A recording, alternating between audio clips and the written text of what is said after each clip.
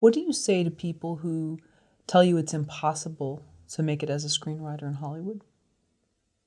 I That's nonsense. It's not impossible. Now, if you're trying to chase the Joe Esterhaas or Shane Black and make millions of dollars, I mean, that might be a bit difficult. But I think that it's certainly possible to achieve success as a screenwriter. I see it every day on Twitter when I log on. There's a community, screenwriting Twitter, and people share, their successes. They share, their good news.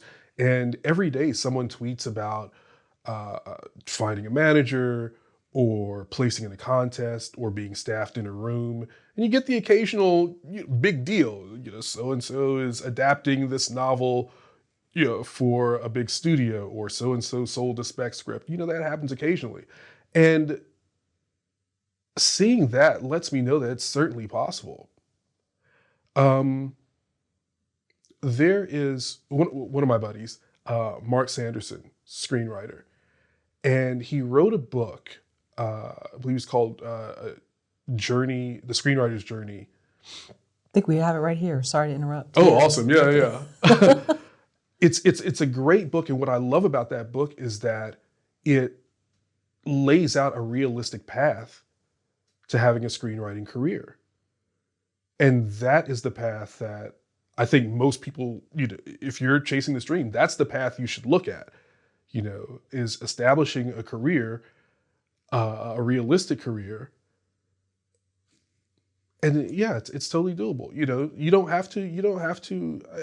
can work in indie film. You can work on these streaming services, their series, or even like social media platforms are doing like scripted stuff. I have a buddy who wrote, I think, for Facebook, a scripted series for Facebook. It's there. It can definitely happen. It's not an impossible dream. Sure. I've even seen like some of these stores do their own web series. Yeah.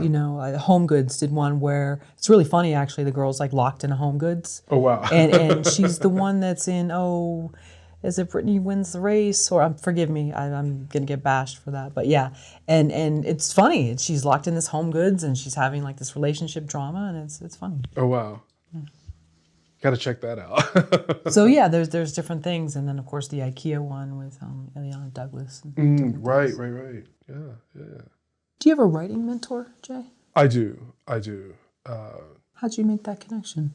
This was the person that I met at the Writers Guild. His name is Marcus, and he's done well for himself. Worked on several successful projects and he's got projects, in the works. And again, it was just kind of talking with him and him seeing something in me and making that offer to stay in contact. And he's really been not only a big help, but also a massive inspiration. Just to go back to looking at someone having a successful career, he keeps projects, in line. He finishes one, he hops on the next one, and yeah, he's just been very supportive, taking the time to work with me on my scripts. I don't know of anyone who would take that amount of time to work with someone, both in a group and individually. And that's the thing, because he works with entire writing groups, right? He's got, me, but he's got several other people that he mentors. And the amount of time that he takes with me, I'm like, wow, he does this with, say, 8 other people. And he's working on his own projects, So he's an amazing, amazing person. And I'm very thankful that he saw something in me. And you met him when you said when you came to LA, you were hanging out at the Writers Guild reading scripts, and you saw him there? Well, I met him.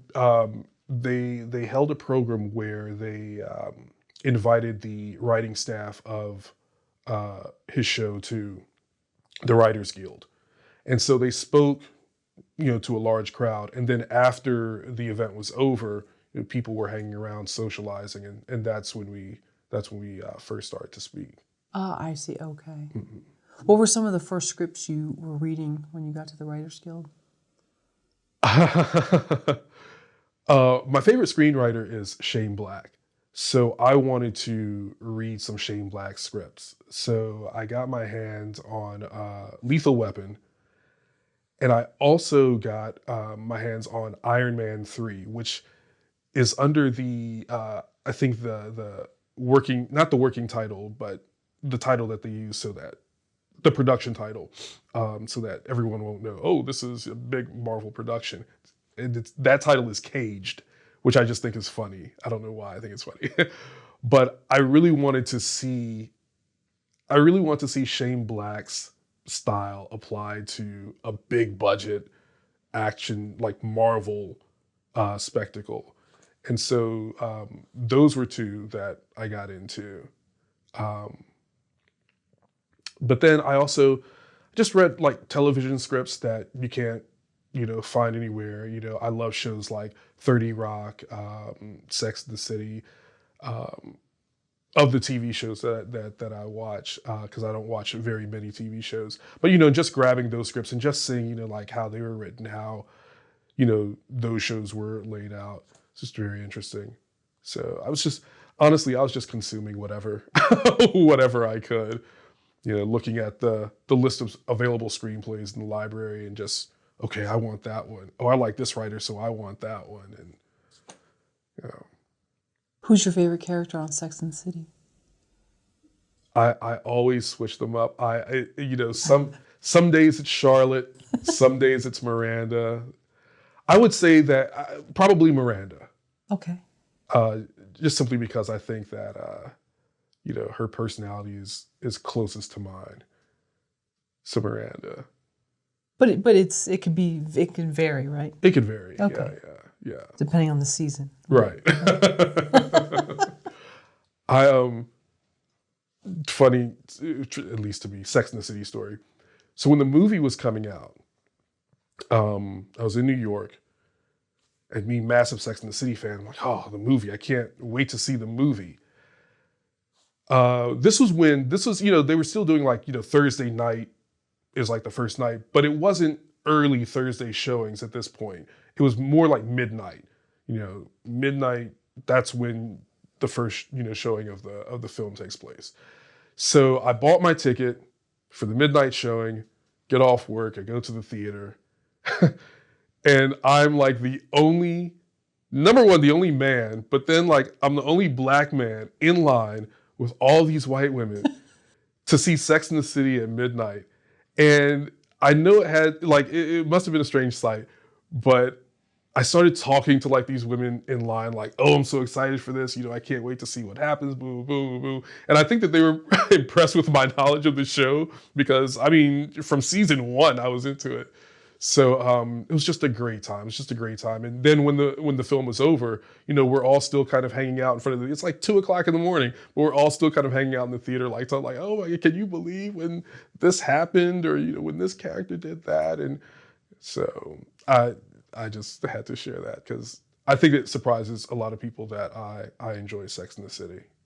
That's a great story. And this was in New York City? Yeah, this was in New York. Okay, and so they tend to have these later, I guess they do have them here in LA, but yeah. Yeah, the thing is, I don't know when they started doing it, but, like Friday used to be the day that movies came out. They used to come out maybe also on like a Wednesday, but Friday used to be the day. The weekend started on Friday. And then they started doing this thing where Thursday night, but it was like midnight. It was like the midnight showing. And then it got earlier and earlier. It'd be like 9:00 in midnight on Thursday. And then 7:00, 9:00 in midnight on Thursday. And now Thursday's just wide open. So, but yeah, this was back when it was the midnight showing only, so.